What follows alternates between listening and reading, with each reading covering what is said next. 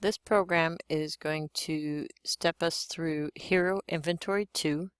You can see the execution of the code here, and it's showing items in our backpack, and that we traded items, and we'll take a look at that code execution here as we go through the program.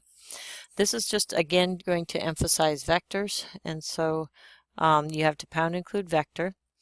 And when you declare a vector, you use the keyword vector to start with. Inside the angle brackets is the data type that you're using, and you can have a vector of any data type. It can be primitives and it could be objects, and in this one is called inventory. When you use the dot pushback method, you are adding an element to the end of the vector. So as the vector gets filled, this will be in the 0th, sword will be in the 0th position, armor and shield. So you can see it adds at the end of the vector when it adds. Inventory dot size, actually dot size is a special, you have access to that method, and it will just output, you have 3 items as an example here.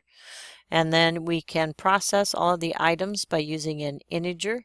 I equals 0. I is less than inventory.size. And this is what's nice about a vector, is that I don't have to declare a constant maximum variable. I can just use the dot size operator and process the vector. The for loop here likes us to use an unsigned int. I believe that's for some memory capacity. Takes up a little bit less memory as an unsigned int.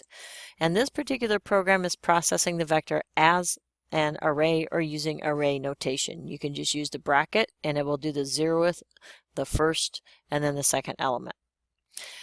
It then tells us that we're going to trade our sword for a battle axe. And so you could see on the screen that we had traded our item, a sword, for a battle axe. So now I have a battle axe in my backpack. And so that battle axe is done or reassigned using array notation. So inventory bracket 0, and battle axe now is in our backpack.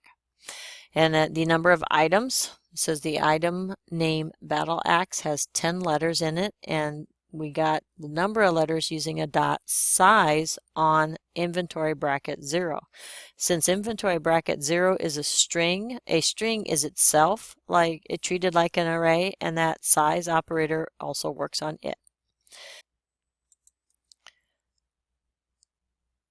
After looking at the size operator there, we are now going to look at the pop back.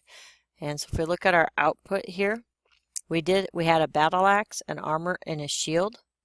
And then we just did that the battle axe has 10 letters, and now the shield is destroyed in a fierce battle.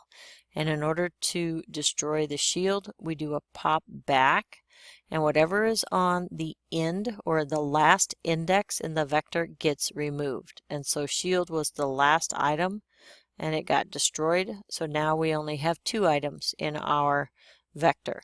And we didn't have to change the structure of our for loop. It still went from inventory.size, and it automatically resized from 3 down to 2. Last but not least, over here it says that we're robbed of all our possessions. In order to clear the entire vector, it's inventory.clear. And then lastly, it says if inventory.empty, meaning that there is nothing there, we have nothing left, and so it outputs that. Otherwise, it prints you have at least 1 item. And in this case, because we cleared it, we don't have any items. So that introduces some of your vector commands again. We have the empty command, which is going to test to see, and if that's true, then there is nothing in that vector. We can clear an entire vector. We can use the vectors.size operator. A pop back will remove from the end, and a pushback will add to the end, kind of like an array. This program also uses that array notation with the brackets. So they're using the array notation to output and also to assign. Inventory bracket 0 is assigned, and down here we also outputted, again using the array notation. That is going to be Hero Inventory 2 program.